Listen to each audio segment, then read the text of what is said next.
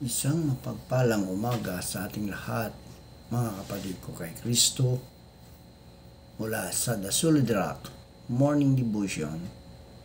Isang kagalakan na muli tayo ay makapagbulay-bulay sa salita ng Panginoon sa umagang ito. Ilang minutong pagbubulay-bulay ng mga salita ng Panginoon upang papurihan at sambahin ang ating Panginoong Hesukristo.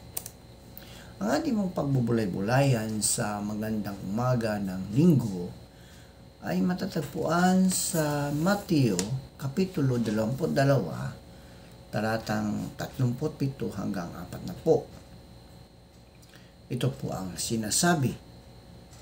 Sinabi ni Jesus sa kaniya, ibigin mo ang Panginoon mong Diyos na ang buong puso mo, ng buong kaluluwa mo, at ng buong pag-iisip mo. Ito ang unang at dakilang utos. Ang pangalawa ay katulad din ito. Ibigin mo ang iyong kapwa tulad ng iyong sarili. Sa dalawang utos na ito, nakasalalay ang lahat ng bagay na nasa mga kautusan at sa mga propeta. Tayo po ay manalangin. Ama naming Diyos na makapangyarihan sa lahat, kami po ay patuloy na lumalapit sa inyo at nagpakumbaba sa iyong harapan na humihingi ng kapatawaran sa aming mga kasalanan. Patawarin niyo po kami, O Diyos, at bigyan niyo po kami ng karunungan upang makasunod sa iyong kalooban at gabayan niyo po kami sa lahat ng aming mga ginagawa. Dapat ka ngang sambahin at papurihan dahil sa ginawa ninyo sa amin sa pagliligtas mo doon sa krus dahil sa aming mga kasalanan. In Jesus' mighty name, Amen. Tayo ay mga anak ng iisang Ama sa langit. At ipinadala tayo sa mundo upang gumawa ng mabuti sa isa't isa.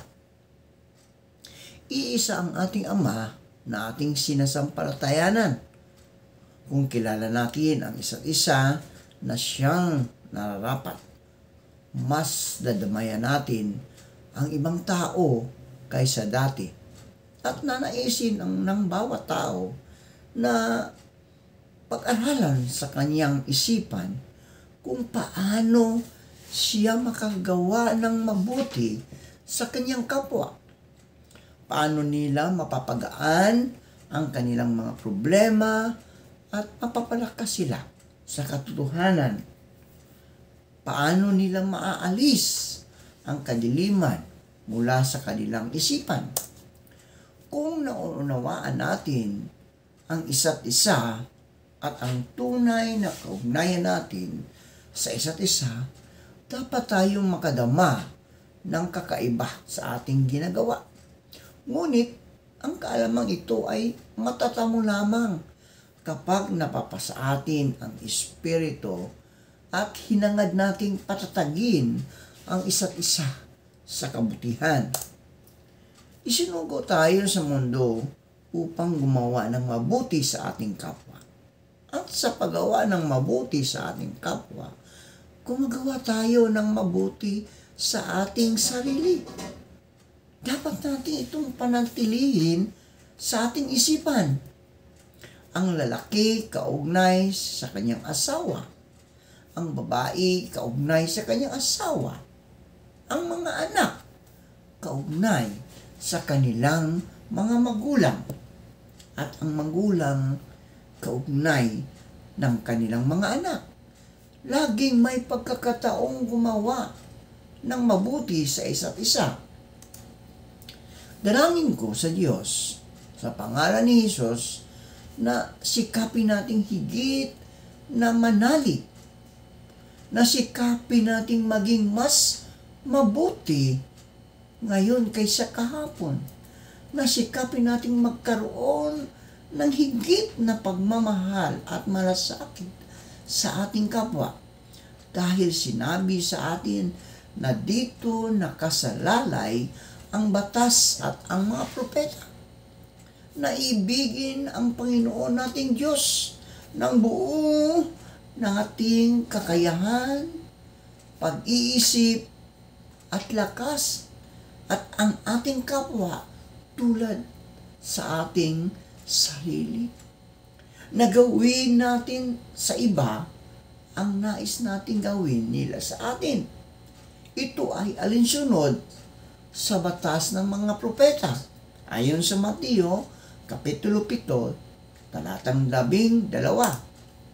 Ito ang mga alituntuning dapat at kailangan nating matutuhan. Dapat tayong maging kaibigan ng lahat sa lahat ng dako. Walang banal sa mga huling araw na namumuhi sa mundo. Sa halip, tayo ay mga kaibigan sa mundo. Obligasyon nating maging gayon, basta patungkol sa kanila. Dapat nating matutuhang ibigin ang ating kapwa at magsikap para sa kapakanan ng buong sangkatauhan. Ito ang misyon ng mga banal sa mga huling araw. Hindi lamang ang ibigin ang ating sarili, kundi palaganapin ito sa iba pa, dahil kailangan itong ipaabot sa buong sangkatauhan. Maging matuwid, makatarungan at maunawain, marangal at banal sa lahat ng inyong hangarin at pagpapasya, sa lahat ng iyong gawain at pakikitungo. Mayroon ng pag-ibig sa kapwa, maging handang gumawa para sa iba na higit pa kaysa inaasahan ninyo sa kanila. Kung nagkapalit kayo ng sitwasyon, hangaring maging dakila, hindi sa opinyon ng may makamundong isipan, kundi sa mga mata ng Diyos, at maging dakila sa ganitong paraan. Ibigin ang Panginoon ninyong Diyos ng buo ninyong kakayahan, pag-iisip at lakas, at ang inyong kapwa tulad ng inyong sarili. Dapat ninyong mahalin ang sangkatauhan dahil sila ay inyong mga kapatid. Ang mga anak ng Diyos, masigasig na manalangin, na maging matulungin, na mapasaiyo ang paglawak na ito ng kaisipan at damdamin at ang kapangyarihan at kakayahang lubos na magsikap para sa kapakanan ng kaharian ng Mesiyas. Tayo po'y manalangin. Salamat, Panginoon, sa panibagong araw at buhay. Inilalapit namin sa inyo ang aming mga kapatid na may mga karamdaman. Naabutin mo sila at pagkalingin sa mga karamdaman na kanilang nararanasan. Gayon din, Panginoon, sa mga kapatid namin na naghahanap buhay sa lansangan, na sila ay ingatan mo sa mga masasama. Gayon din, O Diyos, sa mga kapatid namin na naghahanap buhay sa karagatan, na sila ay ingatan mo ang mga ang mga mangingisdang ito upang hindi sila mapahamak sa laot ng karagatan. Salamat, O Diyos, sa patuloy na pinagkaloob mo sa amin.